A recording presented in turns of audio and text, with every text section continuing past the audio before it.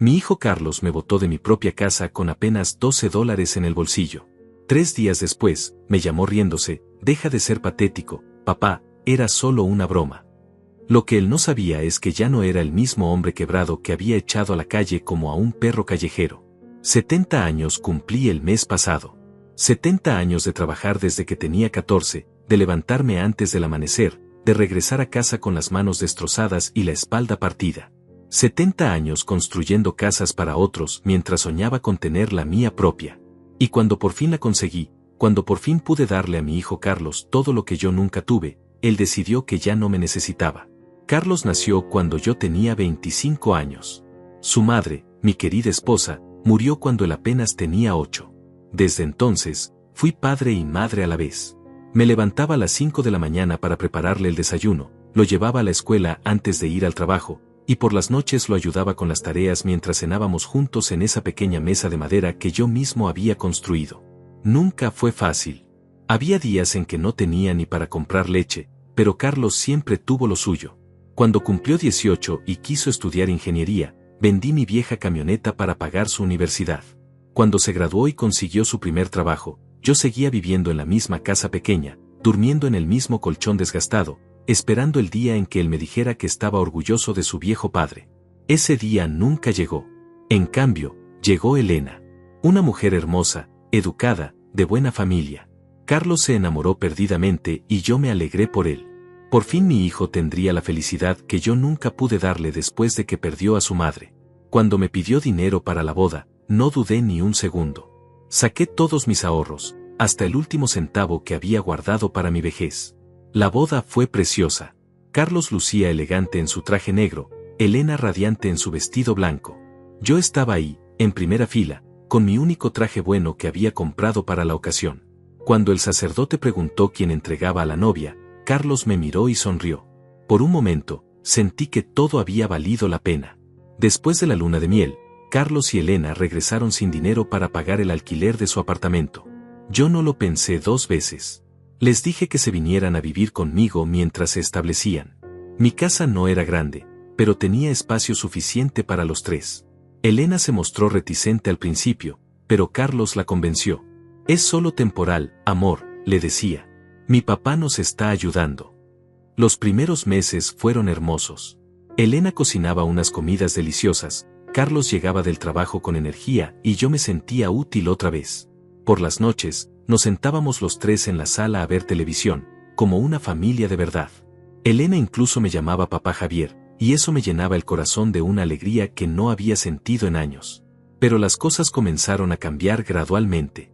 Carlos empezó a llegar más tarde, Elena pasaba más tiempo encerrada en su habitación, y las cenas familiares se volvieron menos frecuentes. Yo seguía trabajando para mantener la casa, para pagar los servicios, para que ellos no se preocuparan por nada. A mis 70 años, seguía levantándome al amanecer para ir a mis trabajos de carpintería. Un día, mi viejo amigo Rafael me encontró en el bar donde solía tomarme una cerveza después del trabajo. Rafael me conocía desde hace 30 años, sabía todo lo que había pasado con Carlos. Esa tarde tenía una expresión seria que no le había visto antes. Javier, me dijo mientras se sentaba a mi lado, tengo que decirte algo que no te va a gustar. Pidió 2 cervezas y esperó a que llegaran antes de continuar. He estado viendo a Carlos y a Elena en lugares donde un hombre casado no debería estar con su esposa. Pero no están solos, Javier. He visto cómo hablan de ti. Le dije que se equivocaba, que Carlos era un buen hijo, que solo estaba pasando por un momento difícil en su matrimonio. Rafael movió la cabeza con tristeza. Ese muchacho no vale nada, Javier. Y lo sabes. Solo que no quieres aceptarlo. Sus palabras se me clavaron como espinas, pero las aparté de mi mente. Carlos era mi hijo, mi única familia. Todo lo que yo había hecho en la vida había sido por él. No podía ser tan desagradecido, tan cruel. Rafael tenía que estar equivocado. Los días siguientes fueron extraños. Carlos llegaba aún más tarde, y cuando lo hacía, apenas me dirigía la palabra. Elena había dejado de cocinar y pasaba horas hablando por teléfono en voz baja, siempre encerrándose en su habitación cuando yo me acercaba. La casa se había vuelto silenciosa, tensa, como si hubiera una tormenta esperando para estallar.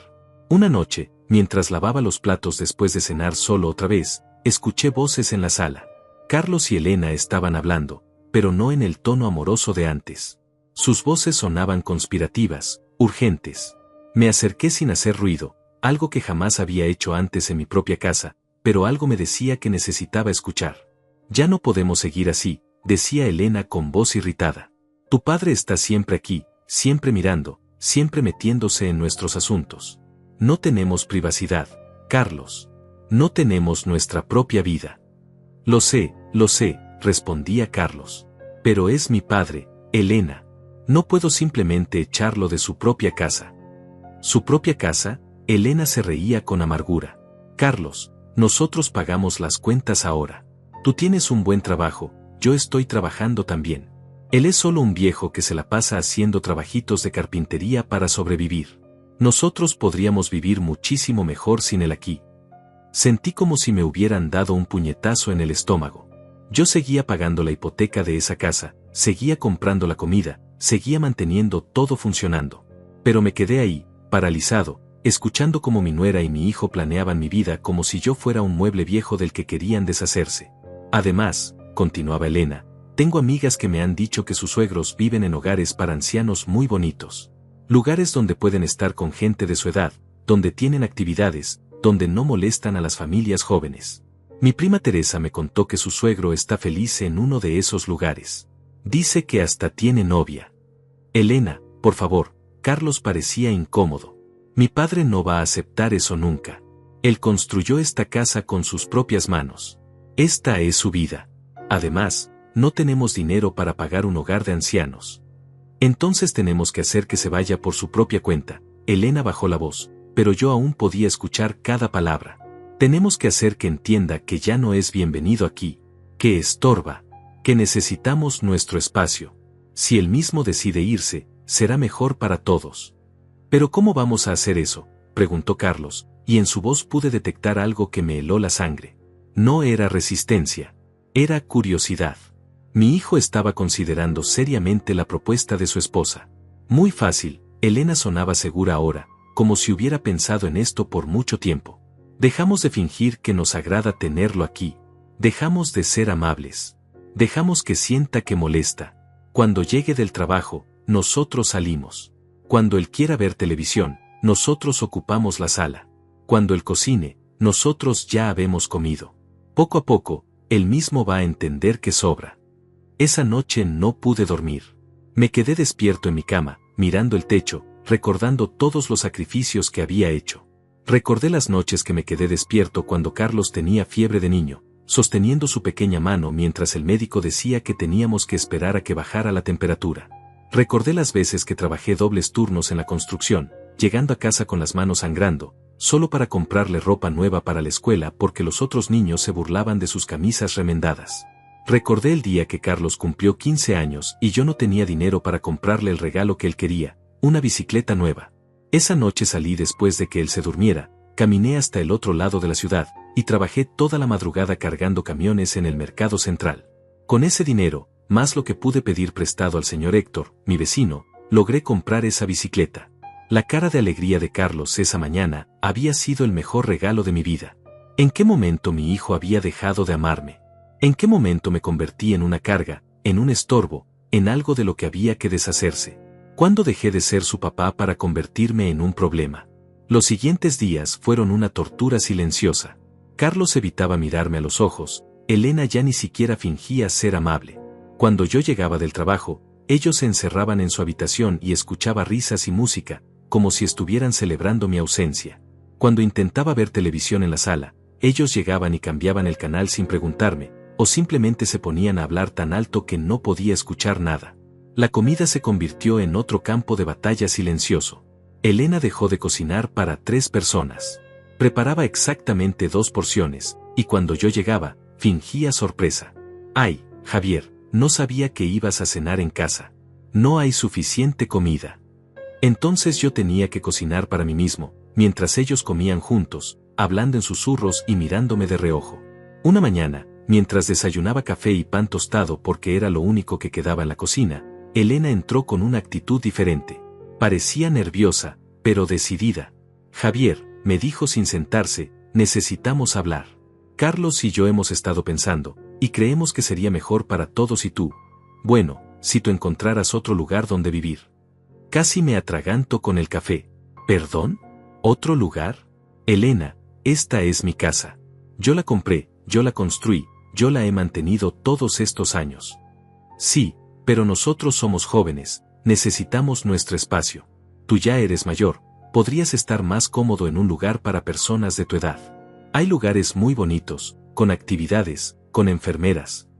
No, la interrumpí con más firmeza de la que había usado en meses.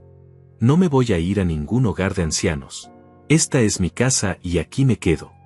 Elena suspiró, como si hubiera esperado esa respuesta. Bueno, entonces tendremos que encontrar otra solución, dijo, y salió de la cocina con una sonrisa que me dio escalofríos. Rafael me visitó un domingo por la tarde. Carlos y Elena habían salido, como siempre lo hacían los fines de semana, sin invitarme, sin siquiera decirme a dónde iban.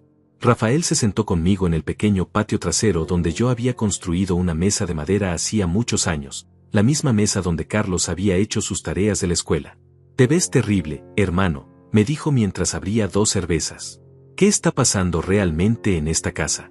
La última vez que te vi estabas preocupado, pero ahora pareces enfermo». Le conté todo. Las conversaciones que había escuchado, la frialdad, la conversación con Elena sobre mudarme, la sensación de ser un extraño en mi propio hogar. Rafael escuchó en silencio, asintiendo de vez en cuando, con una expresión cada vez más seria. «Javier», me dijo finalmente, apoyando su cerveza en la mesa y mirándome directamente los ojos, «tienes que prepararte para lo peor. He visto esta historia antes. Cuando una nuera quiere deshacerse del suegro, casi siempre lo consigue. Y los hijos, por más que los ames, a veces eligen a la esposa antes que al padre que los crió. Pero él es mi hijo, Rafael. Yo le di todo. Mi vida entera fue para él.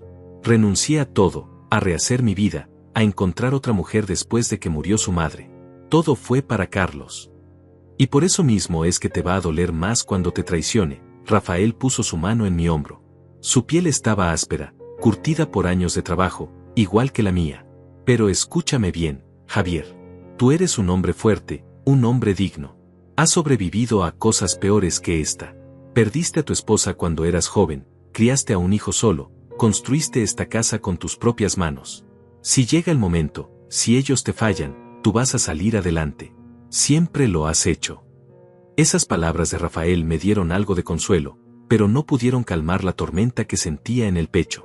Esa noche, cuando Carlos y Elena regresaron de su paseo, los escuché discutiendo otra vez en su habitación. Elena estaba presionándolo más que nunca, y esta vez su voz sonaba más desesperada, más urgente. «Ya hablé con mi hermana», le decía. «Conoce un hogar de ancianos muy bueno, no muy caro. Podríamos llevarlo este fin de semana a que lo conozca. Si le gusta, perfecto. Si no le gusta, bueno, tendrá que acostumbrarse. Carlos, no podemos seguir así. Estoy cansada de vivir como prisionera en esta casa. Elena, no puedo hacer eso. Es mi padre. Él me crió solo después de que murió mi mamá. Le debo todo lo que soy». «Exacto. Es tu padre, no el mío. Y yo no me casé contigo para ser la cuidadora de un anciano que ni siquiera es mi sangre. Quiero tener mi propia familia, Carlos. Quiero tener hijos. ¿Cómo vamos a criar niños con tu padre siempre aquí, metiéndose en todo? ¿Qué va a pensar cuando traigamos bebés y él esté ahí, con sus manías de viejo, con su olor a carpintería, con sus quejas constantes?» Olor a carpintería. Manías de viejo. Quejas constantes. Cada palabra era como un cuchillo enterrándose en mi corazón. Yo que había trabajado toda mi vida con mis manos para darles todo, ahora era descrito como algo repugnante, molesto, indeseable. Además, continuaba Elena, y su voz ahora sonaba calculadora, fría, «piénsalo bien, Carlos. Esta casa podría valer mucho dinero si la vendiéramos. Con ese dinero podríamos comprar algo mejor, en un barrio mejor, lejos de todos estos recuerdos viejos. Podríamos empezar nuestra vida de verdad, sin cargas del pasado». Hubo un silencio largo. Después escuché la voz de Carlos, más baja, más resignada, y con un tono que jamás le había escuchado antes. «Tienes razón», dijo finalmente. «Tienes razón. Vamos a tener que hacer algo drástico. Pero tiene que ser de una manera que él entienda que no tiene opción. Si simplemente le pedimos que se vaya, va a resistirse. Necesitamos que él mismo se dé cuenta de que ya no tiene lugar aquí. ¿Qué propones?, preguntó Elena, y pude escuchar la sonrisa maliciosa en su voz. Vamos a hacerle la vida imposible. Vamos a tratarlo tan mal que él mismo va a querer irse. Y cuando se vaya, vamos a cambiar las cerraduras y punto. Esta casa es legalmente mía también, yo he estado pagando gastos aquí por meses. Mi corazón se rompió esa noche. Se rompió en pedazos tan pequeños que pensé que nunca podría volver a armarlo. Mi hijo, mi única familia, el niño por el que había dado toda mi vida, había decidido que yo ya no tenía lugar en la suya. Pero no solo eso. Había decidido torturarme primero, humillarme, quebrarme hasta que yo mismo rogara por irme. Los siguientes días fueron un infierno. Carlos y Elena pusieron en práctica su plan con una crueldad que jamás hubiera imaginado posible. Comenzaron con pequeñas cosas. Cuando yo llegaba del trabajo, hambriento y cansado, no había comida. Se nos olvidó que ibas a venir, decía Elena con una sonrisa falsa. Ya comimos todo. Después escaló. Empezaron a traer amigos a la casa, gente que yo no conocía, que llenaban la sala con música alta y risas estridentes hasta altas horas de la madrugada. Cuando yo les pedía que bajaran el volumen porque tenía que trabajar temprano, Carlos me miraba con desprecio. Es mi casa también, papá. Si no te gusta, puedes usar tapones para los oídos. O mejor aún, puedes encontrar otro lugar donde dormir. Una noche, después de trabajar 14 horas seguidas en una remodelación que me había destrozado la espalda, llegué a casa y encontré la cerradura cambiada. Toqué el timbre durante 1 hora. Finalmente, Carlos abrió la puerta con una sonrisa burlona. «Ay, papá, se me olvidó darte la nueva llave. Es que hemos tenido problemas con ladrones en el barrio, tuvimos que cambiar la cerradura por seguridad». Pero no me dio ninguna llave nueva. Durante 3 días tuve que esperar afuera hasta que ellos decidieran abrir la puerta. A veces llegaban tarde en la noche, riéndose, fingiendo que se habían olvidado de que yo estaba ahí sentado en el portal como un mendigo. La gota que derramó el vaso llegó un viernes por la noche. Yo había estado trabajando en una obra desde las 6 de la mañana, bajo un sol implacable, cargando materiales pesados que hombres de mi edad no deberían cargar. Llegué a casa exhausto, empapado en sudor, con las manos sangrando por el manejo de ladrillos ásperos. Cuando llegué, había una fiesta en pleno desarrollo. La casa estaba llena de extraños, la música estaba ensordecedora, había botellas de alcohol vacías por toda la sala. El humo de cigarrillos había convertido mi hogar en algo irreconocible. Me abrí paso entre la multitud buscando a Carlos. Lo encontré en la cocina, riéndose con un grupo de hombres que no había visto en mi vida. Cuando me vio, su expresión cambió inmediatamente. «¿Qué quieres?», me gritó por encima de la música, como si yo fuera un intruso en mi propia casa. «Carlos, necesito hablar contigo. Esto es demasiado. Es viernes por la noche, mañana tengo que trabajar temprano. ¿No puedes pedirles a tus amigos que bajen el volumen?». Carlos se rió, y sus amigos se rieron con él. «Miren», les dijo a sus compañeros, «mi papá quiere que hagamos menos ruido. El pobrecito está cansado». Uno de sus amigos, un hombre joven con tatuajes en los brazos, me miró de arriba abajo con desprecio. «¿Este es tu papá, Carlos? Pensé que habías dicho que ya no vivía aquí». «Sí, bueno», Carlos se encogió de hombros, «está en proceso de mudarse». «¿Verdad, papá? Ya encontraste otro lugar donde vivir, ¿no?». La humillación era insoportable. Estaba parado en mi propia cocina, en la casa que había construido con mis propias manos, siendo humillado por mi hijo frente a extraños. Pero lo peor aún estaba por venir. Elena apareció entonces, vestida con un vestido ajustado que nunca le había visto, maquillada como si fuera a una fiesta elegante. Llevaba en la mano una copa de vino y tenía esa sonrisa cruel que había aprendido a temer. «Javier», me dijo con voz melosa, pero lo suficientemente alta para que todos escucharan, «¿todavía estás aquí? Pensé que ya te habías ido». «Es que, bueno, ya es hora de que los jóvenes tengamos nuestro espacio, ¿no crees? Tú ya viviste tu vida, ya es tiempo de que nosotros vivamos la nuestra». Los amigos de Carlos se rieron aún más fuerte. Yo sentí que mis piernas se debilitaban, que el mundo giraba a mi alrededor. Nunca en mi vida, ni siquiera en los momentos más duros después de la muerte de mi esposa, me había sentido tan humillado, tan pequeño, tan despreciado. «Además», continuó Elena, acercándose más a mí con esa sonrisa venenosa, «ya es hora de que entiendas que esta casa ya no es tuya. Nosotros pagamos las cuentas, nosotros vivimos aquí. Tú solo eres ¿Cómo decirlo? Un huésped que se quedó demasiado tiempo. Esa noche, mientras la fiesta continuaba hasta el amanecer, yo me senté en mi habitación, temblando de rabia y dolor. No era solo la traición lo que me dolía. Era la crueldad calculada, la forma en que habían planeado cada humillación, cada momento de tortura psicológica. Pero aún no sabía que lo peor estaba por venir. Que la humillación final que me esperaba sería tan devastadora que cambiaría para siempre no solo mi vida, sino también la de ellos. El sábado por la mañana desperté con un dolor en el pecho que no era físico. Era algo más profundo, más devastador. Era la certeza de que mi vida tal como la conocía había terminado. Me levanté temprano, como siempre, pero esta vez no era para ir a trabajar.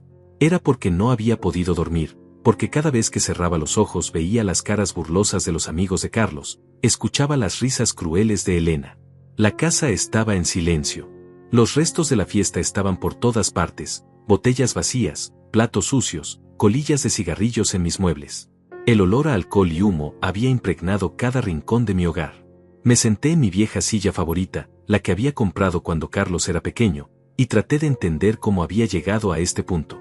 Recordé cuando Carlos tenía 7 años y se enfermó de neumonía. Los médicos dijeron que era grave, que podía morir. Yo no me moví de su lado durante 2 semanas. Dormí en una silla junto a su cama de hospital, le daba de comer cuando despertaba, le leía cuentos cuando tenía pesadillas. Cuando por fin se recuperó, me abrazó y me dijo: «Papá, cuando sea grande, voy a cuidarte igual que tú me cuidaste». ¿Dónde estaba ese niño ahora? ¿Qué había pasado con el hijo que me prometió cuidarme cuando fuera mayor?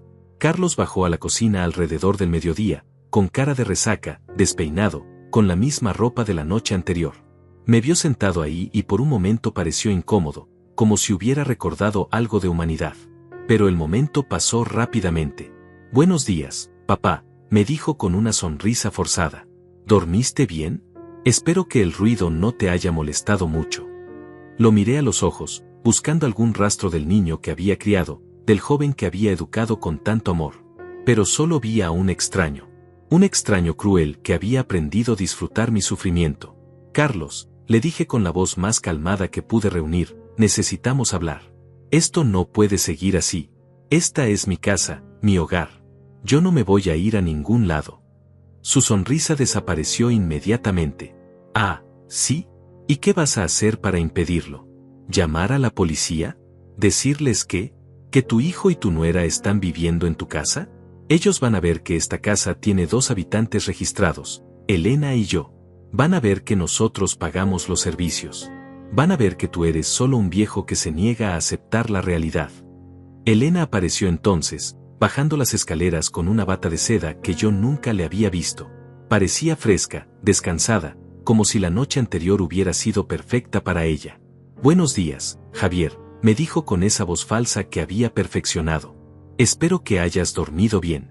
Anoche fue una noche fantástica, ¿verdad, amor?», le dijo a Carlos mientras le daba un beso en los labios. «Sí, increíble», respondió Carlos, sin quitarme los ojos de encima. «Nuestros amigos se divirtieron mucho. Dijeron que deberíamos hacer esto más seguido». Oh, definitivamente. Elena se sirvió café en una taza que yo reconocí. Era la taza especial de mi difunta esposa, la que tenía flores pintadas a mano, la que yo había guardado como un tesoro durante todos estos años. Verla beber de esa taza fue como recibir una bofetada. «Elena», le dije con la voz temblando, «esa taza, esa era de mi esposa. Es muy especial para mí. ¿Podrías usar otra, por favor?». Elena miró la taza, después me miró a mí, y después se echó a reír. «Ay, Javier, son solo cosas viejas. Reliquias del pasado. Es hora de que dejemos ir todas esas cosas viejas y nos enfoquemos en el futuro». Y para enfatizar su punto, tomó un sorbo largo y lento del café, manteniendo el contacto visual conmigo. Sentí que algo se rompía dentro de mí. No era solo la falta de respeto. Era la crueldad deliberada, la forma en que estaban destruyendo sistemáticamente todo lo que era sagrado para mí. «Además», continuó Elena, «Carlos y yo hemos estado hablando. Hemos decidido que es hora de hacer algunos cambios en esta casa. Vamos a remodelar tu habitación. La vamos a convertir en una oficina para Carlos. Él necesita un espacio donde pueda trabajar desde casa». «¿Mi habitación?», pregunté incrédulo. «¿Dónde se supone que voy a dormir yo?». Carlos se encogió de hombros. Bueno, papá, hay un cuarto pequeño en el sótano. Está un poco húmedo, pero puedes arreglarlo. Oh, ya sabes, podrías considerar seriamente eso de mudarte a un lugar para personas de tu edad. Sería lo mejor para todos. El sótano. Querían mandarme al sótano húmedo, frío, sin ventanas, como si fuera un objeto viejo que hay que guardar donde no estorbe. El sótano donde yo había puesto mis herramientas, donde guardaba las cosas que ya no usaba. Ese era el lugar que consideraban apropiado para mí. No, les dije, poniéndome de pie con más dignidad de la que sentía. No me voy al sótano. No me voy de mi casa. Esta casa la construí yo, la pagué yo, aquí viví con mi esposa, aquí crié a mi hijo. Aquí me voy a quedar. Elena y Carlos se miraron, y vi algo en sus ojos que me heló la sangre. Era una mirada de entendimiento, como si hubieran planeado exactamente esta conversación. Bueno, dijo Elena lentamente, entonces vamos a tener que acelerar las cosas un poco. Esa tarde, mientras yo estaba en el patio intentando encontrar algo de paz en el pequeño jardín que había plantado con mis propias manos, escuché que llegaba un camión. Me asomé y vi a dos hombres grandes bajando del vehículo, dirigiéndose hacia la puerta principal. Carlos los recibió como si los estuviera esperando. ¿Ustedes son los de la empresa de mudanzas?, escuché que preguntaba Carlos. Sí, señor. Venimos por las cosas del cuarto principal. Su esposa nos dijo que había que sacar todo y llevarlo al depósito. Mi sangre se congeló. Corrí hacia la casa y subí las escaleras de dos en dos, con una agilidad que no sabía que aún tenía. Cuando llegué a mi habitación, me encontré con Elena dirigiendo a los hombres mientras empacaban mis cosas en cajas de cartón. ¡Alto!, grité. Estas son mis cosas. No pueden llevárselas. Uno de los hombres me miró confundido. Señor, la señora de la casa nos contrató para esto. Tenemos un contrato firmado. Yo soy el dueño de esta casa, les grité. Esa mujer no tiene derecho a tocar mis cosas. Elena se acercó a mí con esa sonrisa fría que había aprendido a odiar. Javier, cálmate. Solo estamos guardando tus cosas en un lugar seguro mientras decides qué vas a hacer con tu vida. Es temporal. Mentira, gritaba yo, tratando de impedir que metieran mis fotos familiares en una caja. Esto es robo. Están robando mis pertenencias. Carlos apareció entonces en la puerta, y por un momento pensé que iba a defenderme, que iba a parar esta locura. Pero en lugar de eso, se acercó a los hombres de la mudanza. Disculpen el alboroto, les dijo con voz calmada. Mi padre está un poco confundido últimamente. A veces no recuerda las cosas. Ya tiene edad, ¿saben? Continúen con su trabajo. Los hombres asintieron y siguieron empacando. Yo me quedé ahí parado, viendo cómo desaparecían mi vida, mis recuerdos, mis pertenencias más preciadas. Fotos de mi esposa, ropa que había usado durante décadas, libros que había leído una y otra vez, cartas que mi esposa me había escrito cuando éramos novios. Carlos, le supliqué, por favor, para esto. Soy tu padre. Te crié con amor, te di todo lo que tenía. ¿Cómo puedes hacerme esto? Carlos me miró con una expresión que jamás olvidaré. Era fría, calculada, sin un ápice de amor o compasión. Papá, me dijo, ya es hora de que entiendas que las cosas han cambiado. Esta ya no es tu casa. Nosotros vivimos aquí ahora. Tú solo eres, digamos, un huésped que se ha quedado demasiado tiempo. En ese momento entendí que había perdido a mi hijo para siempre. El Carlos que había criado, el niño que había cuidado con tanto amor, había muerto. En su lugar había un extraño cruel que había aprendido a verme como un obstáculo para su felicidad. Esa noche dormí en el sofá de la sala. No tenía otra opción. Mi habitación estaba vacía, mis cosas habían desaparecido, y el sótano estaba lleno de humedad y telarañas. Pero ni siquiera pude dormir realmente. Me quedé despierto toda la noche, mirando el techo, preguntándome cómo había llegado a esto. Al día siguiente, domingo, Carlos y Elena salieron temprano. No me dijeron a dónde iban, pero los escuché hablando de finalizar los papeles y acelerar el proceso. Cuando regresaron por la tarde, traían consigo a un hombre en traje que llevaba un maletín. Papá, me dijo Carlos, te presentamos al señor Moisés. Él es abogado. Ha venido a explicarte algunas cosas legales que necesitas entender. El abogado era un hombre delgado, de mediana edad, con la mirada fría de alguien acostumbrado a dar malas noticias. Se sentó frente a mí en mi propia sala y abrió su maletín con movimientos calculados. Señor Javier, comenzó, he revisado la situación legal de esta propiedad. Aunque usted figura como propietario original, hay varios factores complicantes. Su hijo ha estado pagando gastos significativos de esta casa durante los últimos meses, lo que le otorga ciertos derechos de habitación. Además, su nuera ha registrado esta dirección como su domicilio legal, lo que también le da protección bajo las leyes de vivienda. No entendía las palabras legales que el abogado estaba usando, pero entendía perfectamente la intención detrás de ellas. Me estaban preparando para algo terrible, algo que iba a cambiar mi vida para siempre.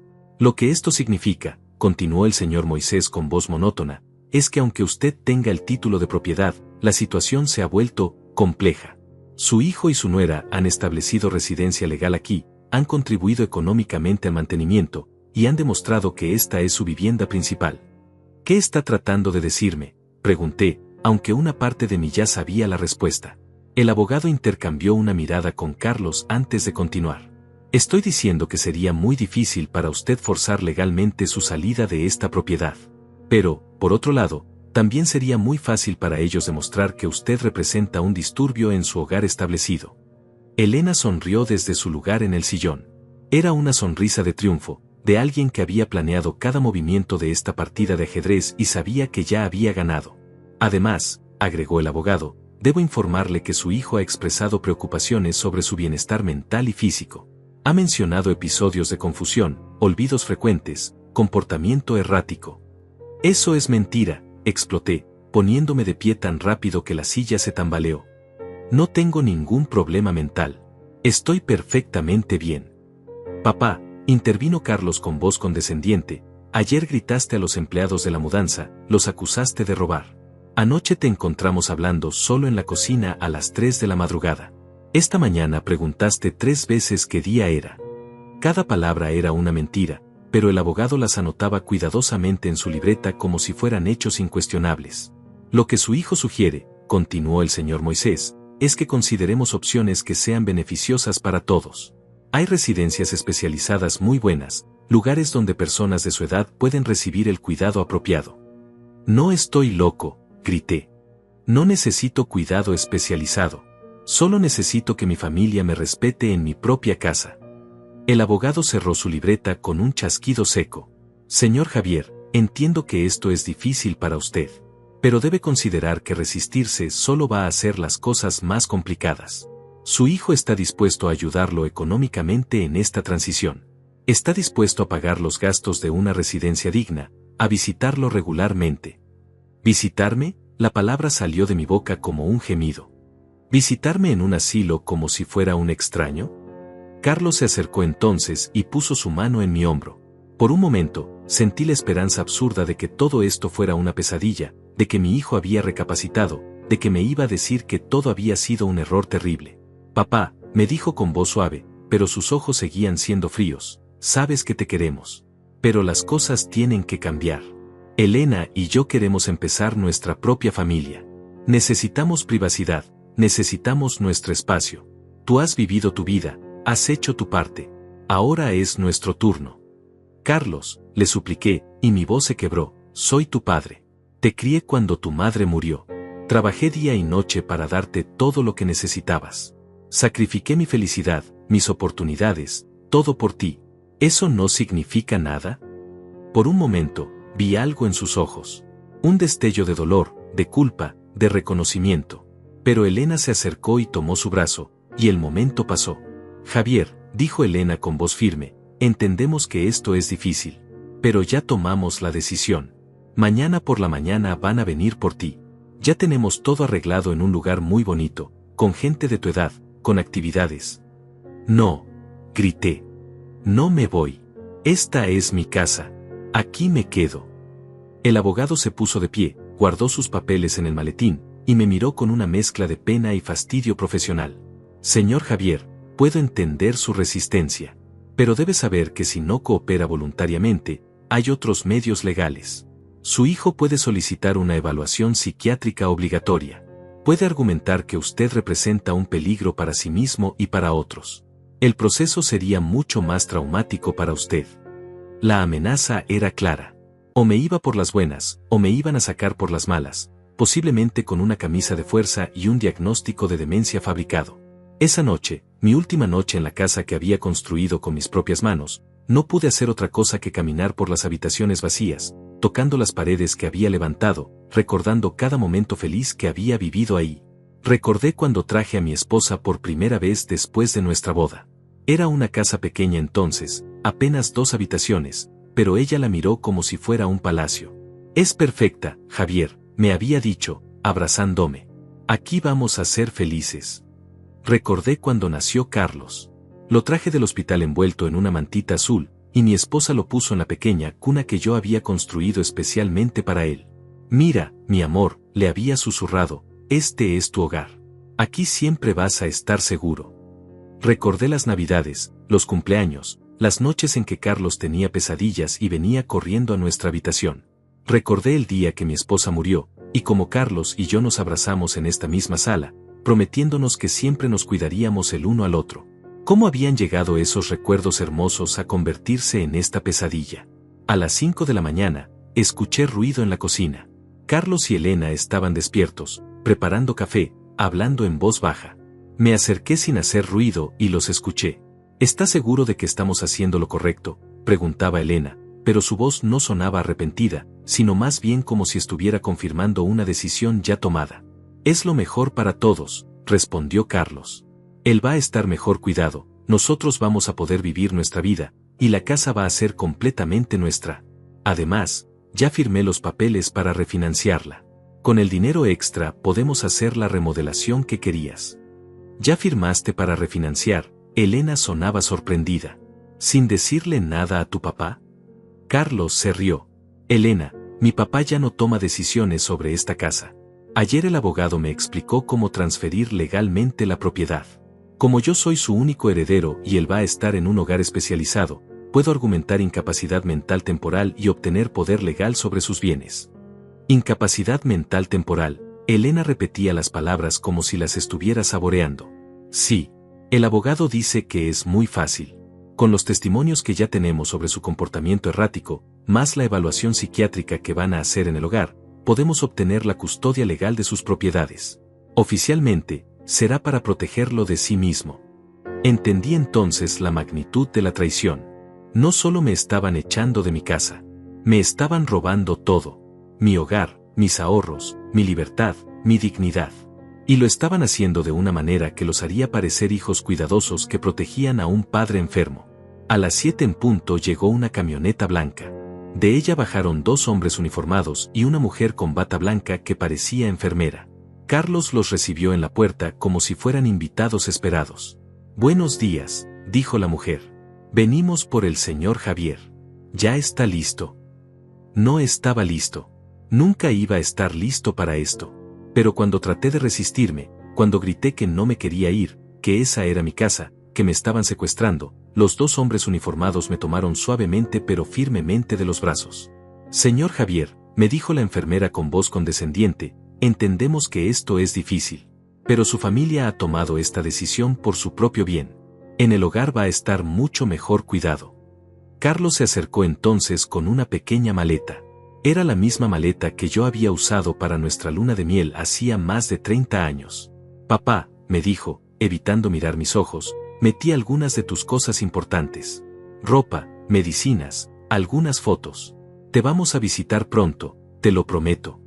En la maleta había 3 camisas viejas, un pantalón, ropa interior, y $12 en efectivo. $12. Eso era todo lo que mi hijo consideraba que yo necesitaba para empezar mi nueva vida. Mientras me subían a la camioneta, volteé a ver mi casa por última vez.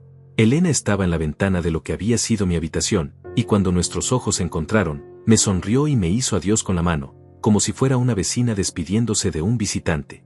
Carlos estaba parado en la puerta, con las manos en los bolsillos, viendo cómo se llevaban a su padre como si fuera un mueble viejo que ya no servía.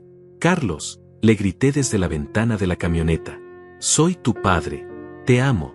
¿Cómo puedes hacerme esto? Pero él ya había cerrado la puerta. El hogar de ancianos Villa Esperanza era exactamente lo que había imaginado, un lugar donde la gente va a morir lentamente, olvidada por sus familias. Las paredes eran de un color verde pálido que me recordaba a los hospitales, había un olor constante a desinfectante mezclado con algo que no quería identificar, y el sonido de fondo era una mezcla de televisores a todo volumen y gemidos ocasionales de los residentes. La enfermera que me había recogido, la señora Teresa, me llevó por un pasillo largo lleno de ancianos sentados en sillas de ruedas, algunos dormidos, otros mirando al vacío con ojos perdidos. Aquí va a estar muy cómodo, señor Javier, me decía mientras caminábamos. Tenemos actividades todos los días, comida nutritiva, y el personal está disponible las 24 horas. Mi habitación era un cuarto pequeño con 2 camas, una ventana que daba al estacionamiento, y un compañero de cuarto que se presentó como Héctor. Héctor tenía 85 años, había sido maestro de escuela toda su vida, y llevaba 3 años en Villa Esperanza esperando que sus hijos lo visitaran. Al principio también pensé que era temporal, me dijo Héctor esa primera noche, mientras yo me sentaba en el borde de mi nueva cama, sosteniendo la pequeña maleta que contenía todos mis bienes terrenales.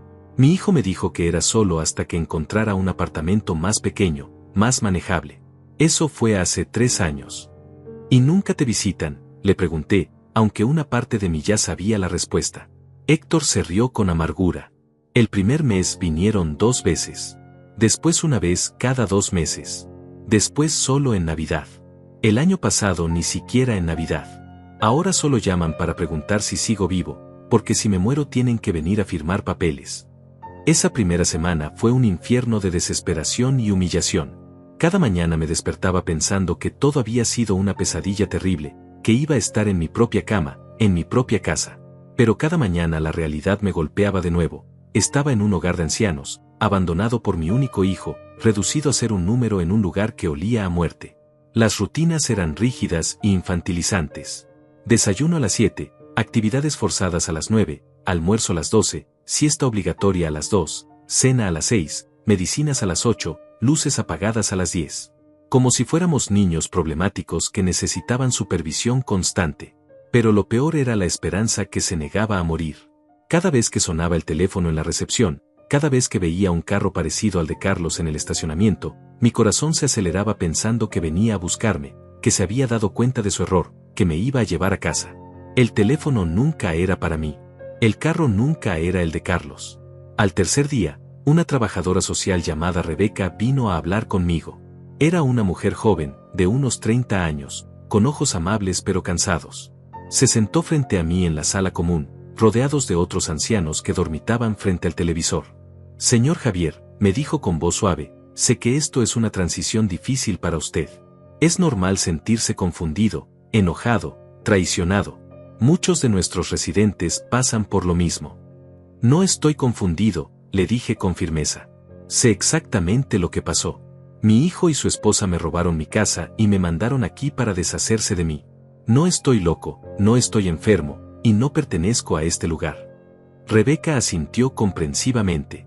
Entiendo que siente que la decisión fue injusta, pero a veces las familias toman decisiones difíciles porque genuinamente creen que es lo mejor. ¿Lo mejor? La interrumpí. ¿Lo mejor es robarle a un hombre su casa, sus pertenencias, su dignidad? ¿Lo mejor es mentir sobre su salud mental para justificar el robo? Rebeca revisó un expediente que tenía en sus manos.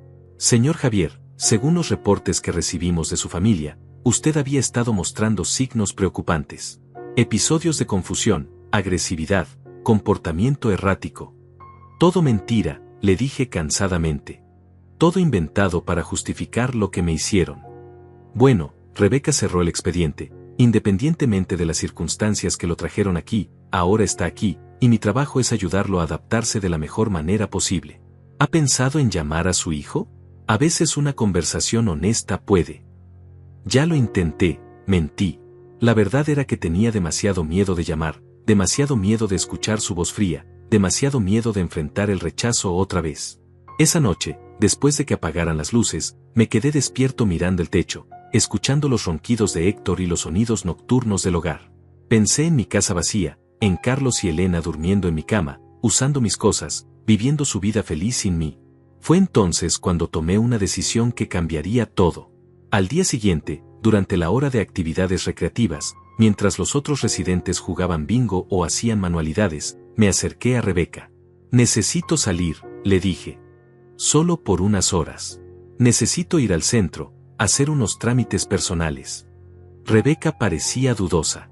Señor Javier, por política del hogar, los residentes necesitan estar acompañados cuando salen. Podemos arreglar que alguien del personal lo acompañe, o si su familia viene a visitarlo. Mi familia no va a venir, le dije con amargura. Y es algo personal, algo que necesito hacer solo. Por favor. Solo serán unas horas. Después de mucha discusión y papeleo, Rebeca finalmente accedió a darme un pase de salida temporal de 4 horas. Pero tiene que estar de regreso antes de las 6, señor Javier. Si no regresa, tendré que llamar a la policía. Salí de Villa Esperanza esa mañana con los $12 que Carlos había puesto en mi maleta. $12. Era una cantidad ridícula, casi insultante. Con $12 no podía ni siquiera pagar un taxi de regreso a mi casa, no podía comprar una comida decente, no podía hacer nada significativo. Pero mientras caminaba por las calles de la ciudad, respirando aire libre por primera vez en una semana, esos $12 empezaron a representar algo más que dinero. Representaban mi último vestigio de dignidad, mi última oportunidad de tomar una decisión por mí mismo. Pasé frente a una tienda de conveniencia y vi el letrero de la lotería. Pozo acumulado, 52 millones de pesos de dólares. Era una cantidad absurda, imposible, el tipo de dinero que solo existía en los sueños de la gente desesperada. Pero yo era gente desesperada. Entré a la tienda, me acerqué al mostrador, y le dije al empleado, quiero 12 boletos de la lotería. El empleado, un joven que no debía tener más de 20 años, me miró con una mezcla de pena y aburrimiento. Probablemente veía ancianos desesperados todos los días, gastando sus últimos centavos en sueños imposibles. ¿Quiere que elija los números o los quiere al azar?, me preguntó mientras imprimía los boletos. Al azar, le dije. Déjelo al destino. Salí de la tienda con 12 boletos de lotería en el bolsillo y ni un centavo en efectivo. Era oficialmente el hombre más pobre del mundo, pero por primera vez en una semana, sentí algo parecido a la esperanza. No era esperanza de ganar, por supuesto. Las probabilidades eran astronómicas. Era más bien la esperanza de haber tomado una decisión propia, de haber usado mi último acto de libertad para algo que Carlos y Elena no habían planeado, algo que no podían controlar. Pasé las siguientes 3 horas caminando por la ciudad, visitando lugares que tenían significado para mí. Pasé frente a la escuela donde Carlos había estudiado, frente a la iglesia donde me había casado, frente al hospital donde había nacido mi hijo. Cada lugar me traía recuerdos que ahora parecían pertenecer a otra vida, a otro hombre que había sido feliz una vez.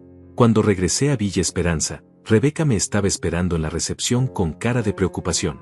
Señor Javier, llegó justo a tiempo. ¿Cómo le fue? ¿Pudo resolver sus asuntos? Sí, le dije, tocando los boletos de lotería en mi bolsillo. Creo que sí. Esa noche, mientras Héctor dormía, saqué los 12 boletos y los puse sobre mi mesita de noche. En la penumbra del cuarto, bajo la luz tenue que se filtraba del pasillo, esos pequeños pedazos de papel parecían brillar con una luz propia. No esperaba ganar. Pero por primera vez desde que Carlos me había echado de casa, me quedé dormido con una sonrisa en los labios. Al día siguiente, viernes, era el día del sorteo. Durante todo el día, traté de actuar normal, de participar en las actividades del hogar, de fingir que no tenía 12 boletos de lotería escondidos en mi habitación como si fueran diamantes. A las 8 de la noche, la hora del sorteo, le dije a Héctor que no me sentía bien, que me iba a acostar temprano. Él, que había vivido lo suficiente para reconocer cuando alguien necesitaba estar solo, simplemente asintió y me deseó buenas noches. Me quedé en mi cama, con la pequeña radio que había logrado conseguir en la sala común, esperando los números ganadores. Mi corazón latía tan fuerte que pensé que iba a despertar a todo el hogar. Cuando comenzaron a anunciar los números, empecé a revisar mis boletos uno por uno. Los primeros 10 no tenían nada. Ni siquiera un número coincidente. El boleto número 11 tenía 2 números correctos. Era algo, al menos. Y entonces llegué al último boleto, el número 12. Primer número, 17. Lo tenía. Segundo número, 23. También lo tenía. Tercer número, 41. Ahí estaba. Cuarto número, 8 coincidía perfectamente. Quinto número, 36. Mi corazón se detuvo. Lo tenía también. Sexto número, el último, el que determinaría si esto era real o solo una cruel coincidencia, 14. Miré el boleto con manos temblorosas. 14 ahí estaba, impreso en el pequeño papel que sostenía como si fuera el objeto más frágil del mundo. Había ganado. Había ganado 52 millones de dólares. Durante un momento que parecía eterno, me quedé paralizado. Mi mente se negaba a procesar lo que acababa de suceder. Era imposible. Los hombres como yo no ganaban la lotería. Los hombres como yo no tenían finales felices. Los hombres como yo morían solos en hogares de ancianos, olvidados por sus hijos, reducidos a números en el expediente de un trabajador social. Pero el boleto seguía ahí, los números seguían coincidiendo, y la voz en la radio seguía confirmando que alguien, en algún lugar, acababa de convertirse en multimillonario. Ese alguien era yo. La primera emoción que sentí no fue alegría. Fue terror. Terror de que fuera un error, de que hubiera leído mal los números, de que esto fuera solo otro sueño cruel que me despertaría en esta cama estrecha, en este cuarto que olía a desinfectante, con nada más que $12 en el mundo. Revisé los números 1, 2, 3 veces. Los conté en voz alta, susurrando en la oscuridad. Los comparé con la información en la radio cuando repitieron el sorteo. No había error. No había duda. Había ganado $52 millones. La segunda emoción fue una rabia tan pura, tan intensa, que me sorprendió a mí mismo. Rabia contra Carlos, contra Elena, contra el destino que había esperado hasta este momento exacto para darme lo que necesitaba. ¿Dónde había estado esta suerte cuando perdí a mi esposa? ¿Dónde había estado cuando trabajé hasta sangrar las manos para darle a Carlos una vida mejor? ¿Dónde había estado cuando me echaron de mi propia casa como a un perro? Pero después, lentamente, como el amanecer después de la noche más oscura, llegó algo que no había sentido en meses: poder. Por primera vez desde que Elena había entrado en mi vida, por primera vez desde que Carlos había decidido que yo era un estorbo, tenía algo que ellos no sabían que tenía. Tenía un secreto. Tenía una ventaja. Tenía la capacidad de cambiar las reglas del juego que ellos habían inventado. Me levanté de la cama en silencio, guardé el boleto ganador en el único lugar donde sabía que estaría seguro, dentro de mi billetera, pegado con cinta adhesiva al forro interior, y me senté en la silla junto a la ventana. Afuera, el mundo seguía igual. Los carros pasaban por la calle, las luces de la ciudad parpadeaban como siempre, la vida continuaba sin saber que algo fundamental había cambiado. Pero para mí, todo era diferente. No iba a reclamar el premio inmediatamente. No iba a correr a las oficinas de la lotería como un loco desesperado. Iba a esperar. Iba a planear. Iba a pensar cuidadosamente cada movimiento. Porque ahora tenía algo que Carlos y Elena nunca habían tenido: tiempo. Todo el tiempo del mundo. Los siguientes días en Villa Esperanza fueron extraños. Por fuera, seguía siendo el mismo Javier quebrado que había llegado una semana antes. Participaba en las actividades, comía la comida insípida, soportaba las rutinas infantilizantes. Pero por dentro, había cambiado completamente. Héctor notó la diferencia. «Te ves distinto», me dijo una mañana mientras desayunábamos. No sé, más tranquilo. ¿Pasó algo? Nada especial, le mentí. Creo que me estoy adaptando. Pero adaptándome era lo último que estaba haciendo. Estaba planeando. Cada momento libre lo usaba para pensar en mi siguiente movimiento. ¿Cómo iba a usar esta oportunidad? ¿Cómo iba a hacer que Carlos y Elena pagaran por lo que me habían hecho? Una semana después del sorteo, tomé mi segunda decisión importante. Le pedí a Rebeca que me dejara hacer una llamada telefónica privada. Por supuesto, señor Javier. Va a llamar a su familia. Algo así, le dije. Pero no llamé a Carlos. En lugar de eso, llamé a un abogado que había visto anunciado en la televisión de la sala común. Un hombre llamado Raúl Mendoza, que se especializaba en casos complicados de familia y herencias. Señor Mendoza, le dije cuando finalmente logré comunicarme con él, necesito sus servicios para un asunto muy delicado. Pero antes de explicarle de qué se trata, necesito que me asegure que todo lo que le diga quedará en absoluta confidencia. Por supuesto, señor Javier. Y señor Mendoza, lo que voy a contarle va a sonar increíble, pero necesito que me crea. Acabo de ganar $52 millones en la lotería. Hubo un silencio del otro lado de la línea. Después, una risa controlada. Señor Javier, recibo muchas llamadas de personas que creen haber ganado premios enormes. Generalmente son estafas o malentendidos. No es una estafa, lo interrumpí. Tengo el boleto ganador. Los números coinciden exactamente. Pero hay circunstancias especiales. Mi hijo me internó en un hogar de ancianos contra mi voluntad, se apoderó de mi casa, y ahora necesito recuperar no solo mis propiedades, sino también mi dignidad. Esta vez el silencio fue más largo. Después, la voz del abogado cambió completamente. Señor Javier, si lo que me dice es cierto, necesitamos vernos inmediatamente. Pero no en mi oficina. Puede salir del hogar. Puedo conseguir permisos de salida. Perfecto. Mañana a las 2 de la tarde, en el Café Continental del centro. Lleve el boleto, lleve identificación, y lleve cualquier documento que tenga sobre su situación legal actual. Esa noche no pude dormir. No por ansiedad o miedo, sino por la anticipación. Por primera vez en meses, tenía algo que esperar con ansias. Al día siguiente, con otro pase de salida temporal, me encontré con Raúl Mendoza en el café. Era un hombre de unos 50 años, bien vestido, con la mirada aguda de alguien acostumbrado a lidiar con situaciones complicadas. Enséñeme el boleto, me dijo sin preámbulos después de ordenar 2 cafés. Se lo mostré. Lo examinó cuidadosamente, comparó los números con una aplicación en su teléfono, y después me miró con una expresión completamente diferente. Señor Javier, me dijo lentamente, usted acaba de convertirse en uno de los hombres más ricos del país. Y si lo que me cuenta sobre su situación familiar es cierto, también acaba de obtener la venganza más poderosa imaginable. Le conté toda la historia. La traición de Carlos, las mentiras de Elena, el abogado corrupto, la forma en que me habían robado mi casa y mi libertad. Raúl escuchó sin interrumpir, tomando notas ocasionales. Es una historia terrible, me dijo cuando terminé. Pero también es una historia con un final que podemos escribir nosotros. La pregunta es, ¿qué quiere lograr exactamente? Quiero que paguen, le dije sin dudar. Quiero que entiendan lo que significa perder todo.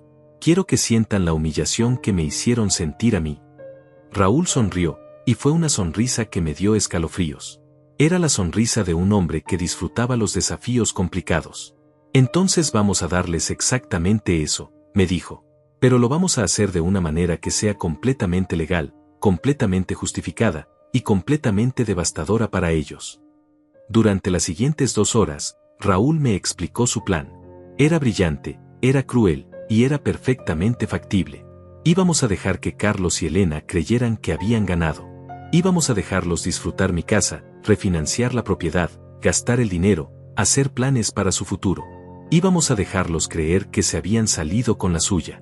Y después, cuando estuvieran más cómodos, cuando hubieran gastado más dinero, cuando hubieran hecho más compromisos basados en su nueva riqueza, ahí era cuando íbamos a atacar.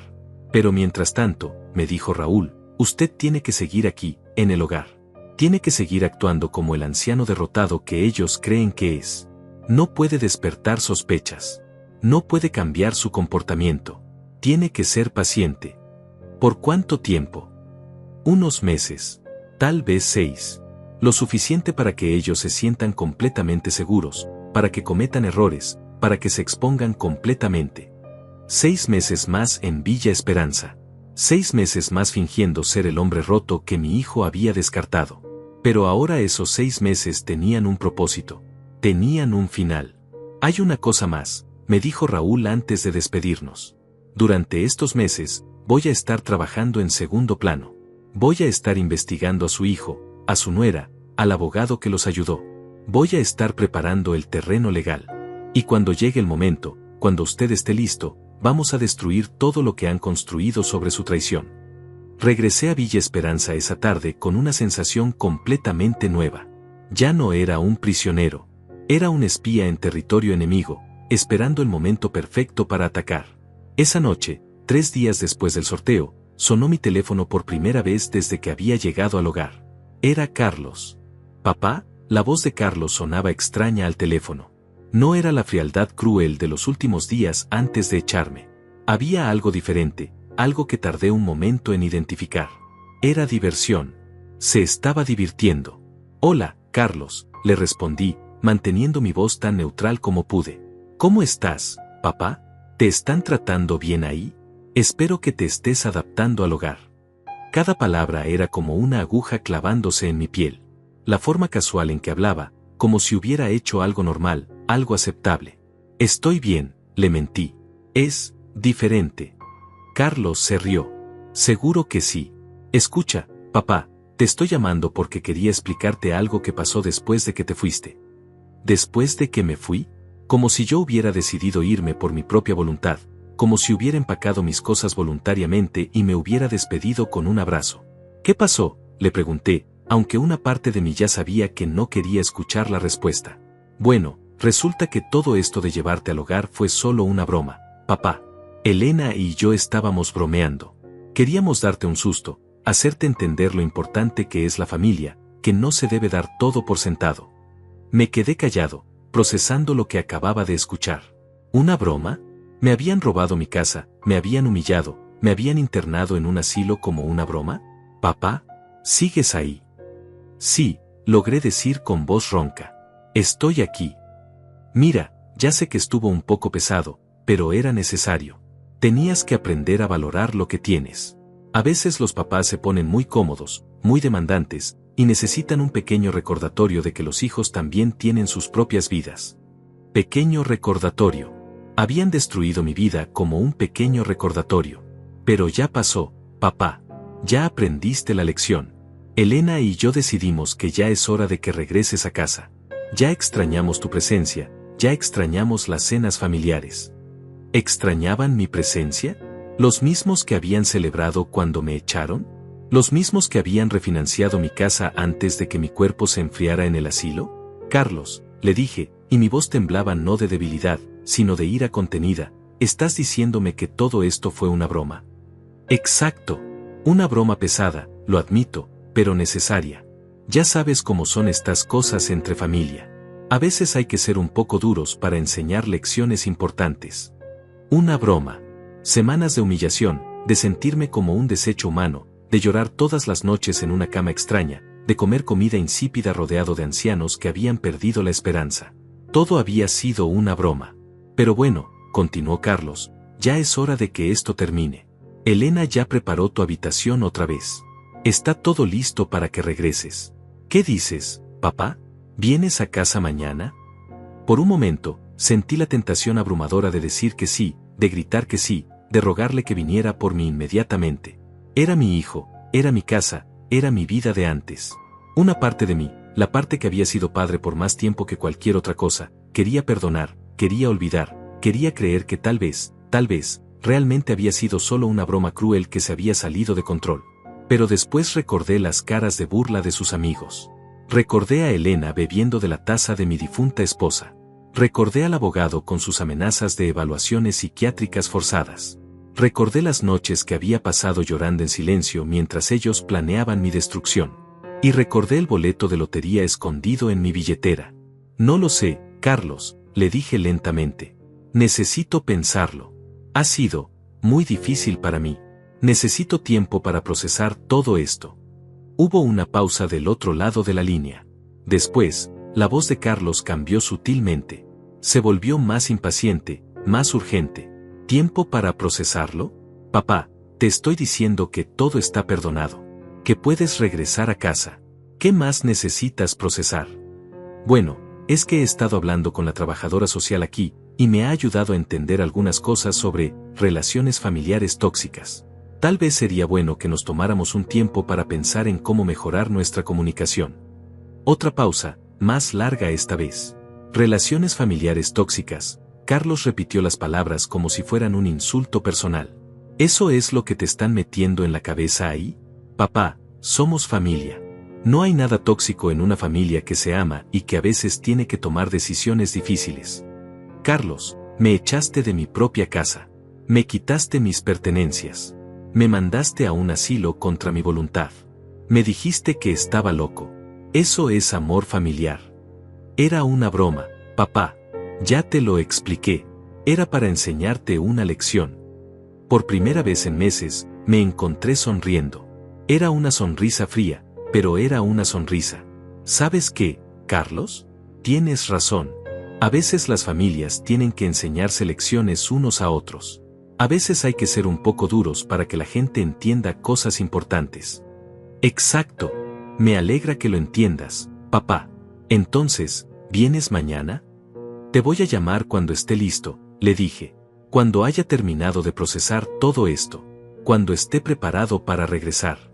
¿Cuándo va a hacer eso? No lo sé. Tal vez en unos meses. Tal vez más. Necesito estar seguro de que realmente he aprendido la lección que querían enseñarme. Esta vez la pausa fue tan larga que pensé que había colgado. Papá, dijo finalmente, y su voz tenía un tono que no había escuchado antes. Era preocupación, pero no preocupación por mí. Era preocupación por él. ¿Estás bien? ¿Estás pensando claramente? Estoy pensando más claramente que nunca en mi vida, Carlos. Por primera vez en meses, estoy tomando decisiones por mí mismo, sin que nadie me presione, sin que nadie me amenace con evaluaciones psiquiátricas. Nadie te amenazó. El abogado que trajiste a mi casa me amenazó exactamente con eso. ¿O eso también era parte de la broma? Silencio total. Mira, Carlos, continué, te agradezco la llamada. Me alegra saber que todo fue una broma divertida para ustedes. Pero ahora necesito tiempo para decidir si quiero seguir participando en este tipo de humor familiar. Papá, estás hablando raro. Estás diciendo cosas que no suenan como tú. Tal vez es porque ya no soy el mismo hombre que era antes de que me enseñaran su lección. Las lecciones cambian a las personas, ¿no es así? Colgué el teléfono antes de que pudiera responder. Esa noche, por primera vez desde que había llegado a Villa Esperanza, dormí profundamente. Soñé que estaba construyendo una casa nueva, una casa más grande y más hermosa que cualquier cosa que hubiera construido antes. Y en el sueño, Carlos y Elena estaban afuera, golpeando la puerta, rogando que los dejara entrar. Pero en el sueño, yo tenía las llaves. 3 meses después de esa llamada telefónica, Raúl Mendoza me visitó en Villa Esperanza con noticias que me hicieron sonreír por primera vez en mucho tiempo. Su hijo y su nuera han estado muy ocupados, me dijo mientras nos sentábamos en la pequeña sala de visitas del hogar. Refinanciaron la casa por $200,000. Compraron un auto nuevo, un BMW último modelo. Elena renunció a su trabajo porque ya no lo necesitaba. Están viviendo como ricos, gastando dinero como si fuera agua. ¿Y la casa? Ahí está lo interesante. Como usted predijo, han estado presumiendo con los vecinos, organizando fiestas, remodelando todo. Pero hay un problema legal que ellos no ven venir. El poder que obtuvieron sobre sus propiedades se basó en reportes médicos falsos. Cuando usted reclame su premio de lotería y demuestre que está completamente cuerdo, todo ese poder legal se vuelve fraudulento. Me recosté en mi silla, sintiendo una satisfacción profunda. ¿Qué más han hecho? Elena convenció a Carlos de poner la casa en venta. Dicen que quieren comprar algo más grande, en un barrio mejor. Ya tienen 3 ofertas serias. Si venden ahora, van a obtener una ganancia de casi $300,000 sobre la hipoteca. Pero no pueden vender sin mi consentimiento, ¿verdad? Raúl sonrió con esa sonrisa que había aprendido a asociar con buenas noticias. Técnicamente no. Pero usaron documentos falsificados que sugieren que usted tiene demencia avanzada y que Carlos tiene poder legal completo. El comprador ya puso un depósito. La venta se cierra en 2 semanas. Es perfecto, murmuré. Van a vender mi casa con documentos fraudulentos, van a quedarse con el dinero, y después usted aparece, reclama su premio de lotería, demuestra que está perfectamente cuerdo, y toda la transacción se vuelve un fraude criminal. No solo van a tener que devolver el dinero de la venta, sino que van a enfrentar cargos federales por fraude inmobiliario. Durante los siguientes días, observé desde Villa Esperanza cómo mi plan se desarrollaba perfectamente. Carlos llamó 2 veces más, cada llamada más desesperada que la anterior. Papá, de verdad necesitamos que regreses pronto, me había dicho en la segunda llamada. Elena te extraña mucho. Estamos pensando en mudarnos a una casa más grande, pero queremos que sea una decisión familiar. ¡Qué considerados!, le había respondido.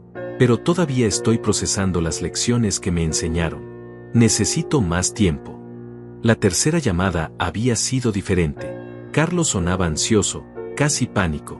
Papá, hay algunas cosas legales que necesitamos arreglar. Papeles que necesitas firmar. Es importante que vengas pronto. ¿Qué tipo de papeles? Cosas de la casa, del refinanciamiento. Necesitamos tu firma para completar algunos trámites.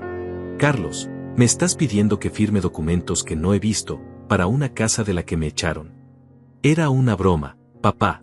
Ya te lo expliqué. Sí, ya me lo explicaste. Pero las bromas tienen consecuencias, ¿no? A veces las personas aprenden lecciones de las bromas que no eran las que pretendían enseñar. Había colgado otra vez, dejándolo con sus ansiedades. El día de la venta de la casa, Raúl me llamó temprano. Es oficial, me dijo. Vendieron su casa esta mañana. $500,000. Después de pagar la hipoteca refinanciada, se quedaron con $300,000 en efectivo. Están celebrando en este momento. ¿Están celebrando? Elena publicó fotos en redes sociales. Están en un restaurante caro, brindando con champán. La foto dice, por los nuevos comienzos y por dejar atrás el pasado. Por dejar atrás el pasado. Eso era lo que yo había sido para ellos. Pasado.